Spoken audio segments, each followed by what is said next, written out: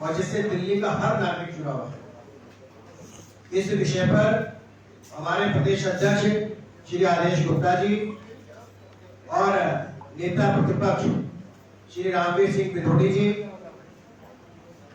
कुछ दिन पहले दिल्ली के उपराज्यपाल से भी मिले थे और उन्होंने इस विषय को दिल्ली को बचाने के लिए हर संभव प्रयास करने का और फैसला लिया है, आंदोलन कर रहे हैं।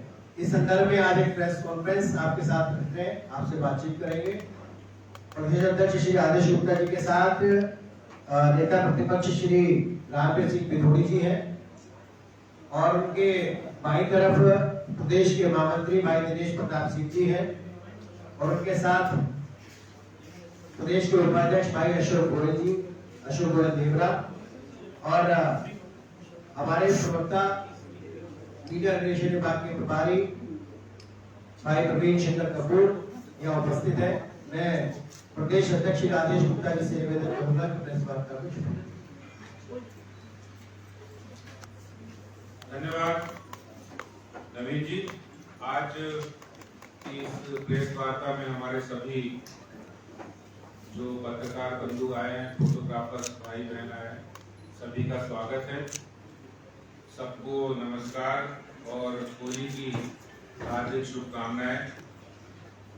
आज की इस प्रेस वार्ता में हमारे साथ उपस्थित दिल्ली विधानसभा में विपक्ष के नेता आदरणीय श्री रामवीर सिंह पिथोड़ी जी, प्रदेश महामंत्री श्री दिनेश प्रताप सिंह जी, उपाध्यक्ष अशोक गोयल जी और हमारे प्रवीण शंकर कपूर जी और नवीन कुमार जी, हरीश खुराना जी भी हैं, सभी उपस्थित साथियों भाइयों बहनों। बड़े चालाक हैं केजरीवाल। पहले फ्री में पानी बिजली मुहैया कराते हैं और बाद में कहते हैं फ्री में पान खिला दिया और फिर सरकारी सोने की मोहर लगाकर शराब बेच रहे हैं। बड़े चालाक हैं। पहले कहते थे हमारा सरप्लस बजट है और हम सरप्लस बजट की वाहवाही ली और अब उसी सरप्लस बजट में कहते हैं पहले हमने पानी फ्री, बिजली फ्री। बड़े अच्छे मैनेजर हैं। देखो, फ्री बिजली पानी देकर हमारा बजट सरप्लस है और अब इसी सरप्लस बजट का पूरी दुनिया में ढिंढोरा भी पीटा और अब उसी सरप्लस बजट के जो हवा है गुब्बारे की वो खुद ही निकाल रहे हैं। रेवेन्यू बढ़ाने के लिए शराब को माध्यम बना रहे हैं। रेवेन्यू बढ़ाने के लिए उस शराब को माध्यम बना रहे हैं और युवाओं को शराब के नशे की ओर ले जा रहे हैं। ज्यादा से ज्यादा दुकानें खोलकर, हर वार्ड में 3-3 दुकानें खोलकर, अभी 639 दुकानें हैं, बढ़ाकर वो 849 करने वाले हैं। लगभग 88 वार्ड ऐसे हैं जहां पर बहुत ही मिडिल क्लास और लोअर मिडिल क्लास गांव का इलाका है, रेजिडेंशियल इलाका है, वहां भी उनकी शराब बेचने की तैयारी है। वाह केजरीवाल जी, एक्सीलेंट। आपने युवाओं को अपनी सरकार का रेवेन्यू बढ़ाने के लिए युवाओं को माध्यम बनाया है, शराब को माध्यम बनाया है। और हमारे परम पूजनीय सिसोदिया जी, वाह, कह रहे थे हैप्पीनेस क्लास देंगे और वही अब कह रहे हैं अनइक्वली शराब है, इसको हम इक्वली डिस्ट्रीब्यूट करेंगे। अरे सिसोदिया जी, केजरीवाल जी, परम पूजनीय केजरीवाल जी, सिसोदिया जी, आप इक्वली डिस्ट्रीब्यूशन पानी का कर देते, आप इक्वली डिस्ट्रीब्यूशन सीवर लाइन का करते, आप इक्वली डिस्ट्रीब्यूशन हैप्पीनेस क्लासेस का करते, जिसकी आप इंटरनेशनल ब्रांडिंग कर रहे हैं। आप यहाँ इक्वली डिस्ट्रीब्यूशन शराब का कर रहे हैं। ये ऐसी सरकार की लोगों को इक्वली डिस्ट्रीब्यूशन शराब का करने से पैसा कमाने का तरीका ढूंढ रहे। 5,000 करोड़ से 8,000 करोड़ रुपए करने की तैयारी है। और असलियत में आपको बताऊं, असलियत ये नहीं है। असलियत उन्हें सरकार के रेवेन्यू से कोई मतलब नहीं। असलियत है ये पार्टी फंड में बहुत बड़ा रेवेन्यू इकट्ठा करना चाहते। असलियत है ये। अभी इन्होंने जो पॉलिसी बनाई है, ये रेवेन्यू पॉलिसी है, ये इनकी न्यू एक्साइज पॉलिसी है। और इस पॉलिसी में ये पॉलिसी रेवेन्यू बढ़ाने की नहीं, दिल्ली को बर्बाद करने की पॉलिसी है। दिल्ली को नशे के अंदर झोंकने की तैयारी है। दिल्ली के अंदर 21 ड्राइड है, 21 को घटाकर 3 कर दिए। होली भी पियो, दिवाली भी पियो, गुरु पर्व भी पियो। कोई भी किसी धर्म का पर्व है, शराब बांटने की तैयारी है। शराब बेचकर कोई सरकार अपने रेवेन्यू, अपना खजाना बढ़े, इससे ज्यादा शर्म की बात नहीं हो सकती। दिल्ली में 79 होलसेल की शॉप्स हैं, डिस्ट्रीब्यूटर। अब नई पॉलिसी में इन्होंने कहा कि सिर्फ एक होगी, और वो एक वो होगी जिसका 250 करोड़ रुपए टर्नओवर होगा, जो नॉन मैन्युफैक्चरर होगा, और वो एक ही पूरी दिल्ली में शराब को डिस्ट्रीब्यूट करेगा, और उसका कमीशन भी 2% से बढ़ाकर 12%। यानी यही अगर हम लगा ले तो 1,000 करोड़ रुपए से अधिक का यही बड़ा घोटाला है। और वो भी पूरी दिल्ली में 3 ही है जिनका 250 करोड़ से ऊपर टर्न। यानी अब उन 3 में से एक को देने की तैयारी है। पूरी बातचीत हो गई है, और इनके आम आदमी पार्टी अपने खजाने में कैसे अधिक से अधिक दिल्ली को शराब में झोंक कर पैसा कमाए, ये इनका तैयारी है। आपको मैं जानकारी देना चाहता हूं, आज भारत जिस डेमोग्राफिक डिविडेंड के एज पर खड़ा है, आपको पता 2018 के अंदर भारत डेमोग्राफिक डिविडेंड की पोजीशन में आया। डेमोग्राफिक डिविडेंड का अर्थ कि भारत की युवा शक्ति पूरे विश्व के अंदर सबसे अधिक है। जो काम वर्किंग फोर्स है, हमारा युवा शक्ति है। चीन ने 1994 में वो खिताब हासिल किया था, और वो आकर 2031 में आते आते उनका वो समाप्त होने वाला है। भारत के अंदर युवा शक्ति 2018 में, आज जो प्रधानमंत्री मोदी जी बात करते हैं कि आज देश युवा शक्ति के बल पर ही आगे, सबसे आगे जाएगा। 2055 तक हमारे पास ये पावर है, और इसी डेमोग्राफिक डिविडेंड की पावर को भारत इस्तेमाल ना कर सके, इसके लिए कई अंतरराष्ट्रीय शक्तियां इसमें काम कर रही हैं। और उनमें जो उनका प्रमुख उद्देश्य है, भारत की युवा शक्ति को नशे की ओर धकेलना, नशे की ओर जोड़ना। मैं आज दिल्ली के मुख्यमंत्री साहब से, परम पूज्य केजरीवाल जी से पूछना चाहता हूं, क्या आप भी उस अंतरराष्ट्रीय साजिश जो लोग कर रहे हैं, उसका हथियार, माध्यम बन गए हैं? जो दिल्ली के अंदर शराब हर वार्ड में 3-3 दुकानें खुले, 88 ऐसे वार्ड हैं जहां पर कोई भी शराब की दुकान है नहीं, जहां गरीब लोग रहते हैं, झुग्गी झोपड़ी है, क्लस्टर है, जहां पर गांव है, रेजिडेंशियल इलाके हैं। जब आप देखिए वहां शराब की दुकानें नहीं है, और जिस दिन उस वार्ड के अंदर 3-3 दुकानें खुल जाएंगी, वहां युवा लोगों का क्या हाल होगा, इसका अंदाजा लगा सकते हैं। क्या आप उसी ओर दिल्ली को ले जाना चाहते हैं? गांधी जी की प्रतिमा को पीछे लगाने वाले, तिरंगा हाथ में लेने वाले, आज अपने रेवेन्यू को बढ़ाने के लिए और अपनी पार्टी के अंदर फंड रेजिंग के लिए, क्या आप इतने नीचे गिर जाएंगे केजरीवाल जी, कि दिल्ली को आप शराब की राजधानी बनाना चाहते हैं? क्या इस कदम से आप क्या मैसेज देना चाहते हैं? आप कह रहे कि बहुत से बीजेपी शासित है जहां 21 वर्ष है। अरे मैं आपसे पूछना चाहता हूं, आप जिस दिल्ली के अंदर 25 वर्ष की उम्र हमने नहीं तय की थी, पहले से तय थी।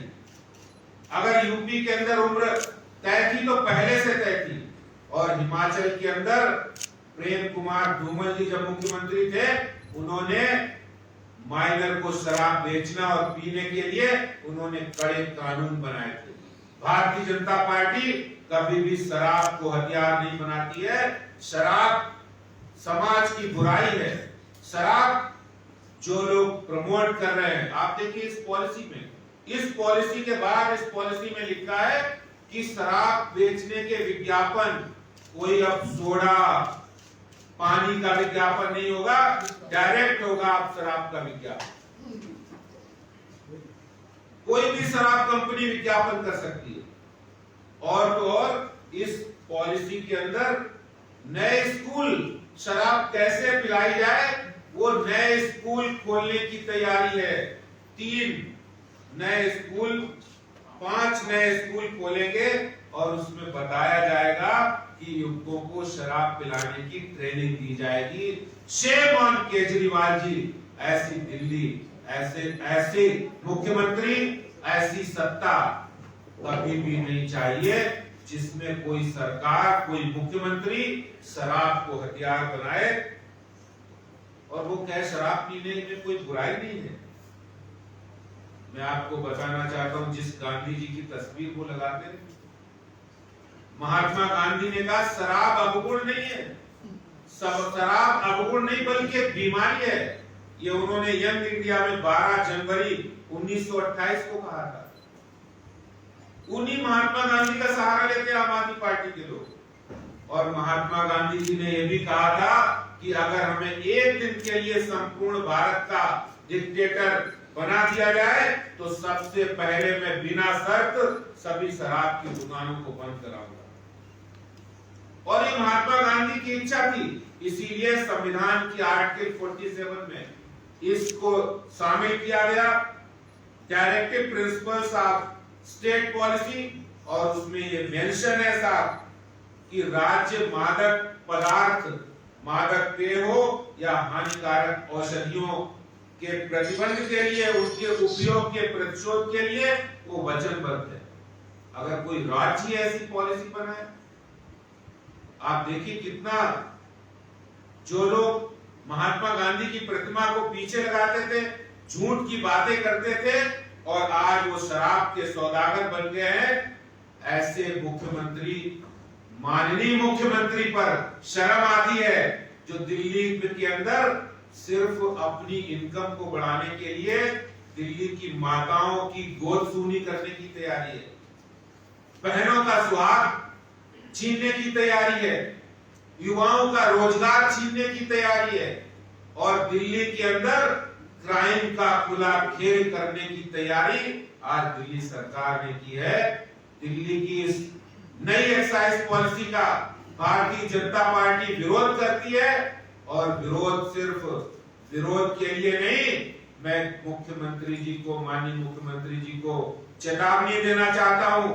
639 शॉप्स हैं, 640वीं दुकान नहीं खुलेगी। ये भारतीय जनता पार्टी का दृढ़ संकल्प है। और ये झूठ जो मुख्यमंत्री जी प्रचारित कर रहे हैं कि हमारे यहाँ पर 850 नई दुकानें नहीं खोले, ये 639 दुकानें की 849 करने की तैयारी है। आप इसके अलावा मॉल्स में भी चला रहे हैं, आप इसके अलावा बार में भी चला रहे हैं। हर जगह ये शराब परोसने की नीति, भारतीय जनता पार्टी इसको विरोध करेगी, जन जन तक ले जाएगी और इसको किसी भी कीमत पर हम नई शराब की दुकानें खोलने नहीं देंगे। यही बात मैं आप सब लोगों के सामने रखना चाहता था। बहुत बहुत धन्यवाद। मैं नेता प्रतिपक्ष और विधानसभा में भाजपा के नेता रामप्रीत सिंह जी बुदौली से निवेदन करूंगा कि वो भी इस प्रेस कॉन्फ्रेंस को दिल्ली प्रदेश के सम्मानित अध्यक्ष आदरणीय श्री आदेश गुप्ता जी, महामंत्री श्री दिनेश प्रताप सिंह जी, अध्यक्ष श्री अशोक गोयल जी, मीडिया प्रमुख श्री नवीन जी, श्री हरीश खुराना जी, श्री परवीन शंकर कपूर जी, मीडिया के सभी सम्मानित साथियों, अध्यक्ष जी ने जो कुछ भी कहा है उसको मैं बिल्कुल भी रिपीट नहीं करना चाहूंगा, और जो भी कहा है उससे हम पूरी तरह से सहमत हैं।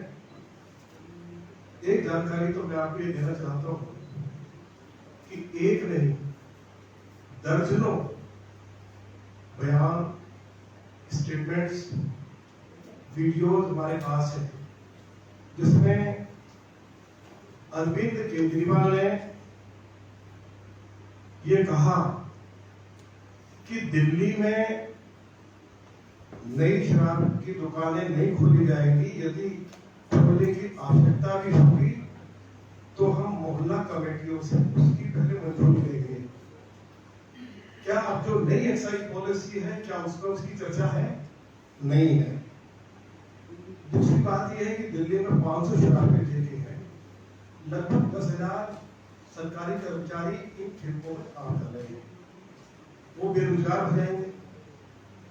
तीसरी बात मैं ये कहना चाहता हूं कि हम प्रदेश अध्यक्ष श्री आदेश गुप्ता जी के नेतृत्व में दिल्ली के एमपी को मिले थे। हमने उनसे आग्रह किया कि जो नई एक्साइज पॉलिसी है उसको रद्द किया जाए, और आज भी हमारा यही स्टैंड है, और उसके लिए जहां तक भी जाना पड़ेगा जाएंगे।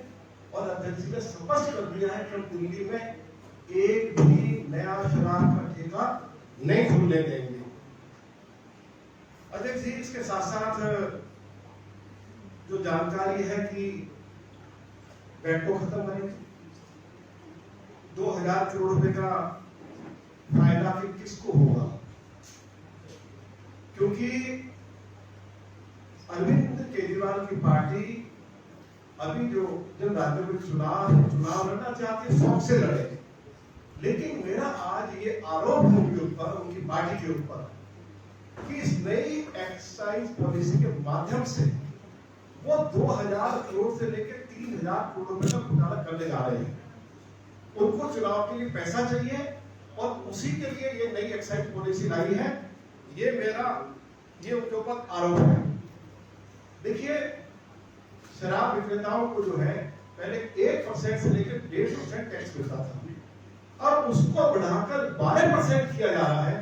सीधा फायदा कम से कम 1000 करोड़ रुपए का होगा, क्योंकि 10,000 करोड़ रुपए की जो सेल है वो ईयरली है। तो मोटी सी बात है कि 1000 करोड़ रुपए का सीधा फायदा आप उनको करने जा रहे हैं। एक और बात है कि मजे की बात है, देखिए एक्साइज पॉलिसी कब हुई है। ये एक्साइज पॉलिसी क्या कह रही है कि पहले यदि लोग शिकायत करते थे कि शराब की क्वालिटी अच्छी नहीं है, शराब नकली है, तो उसकी जांच पड़ताल सरकारी लैब में होती थी।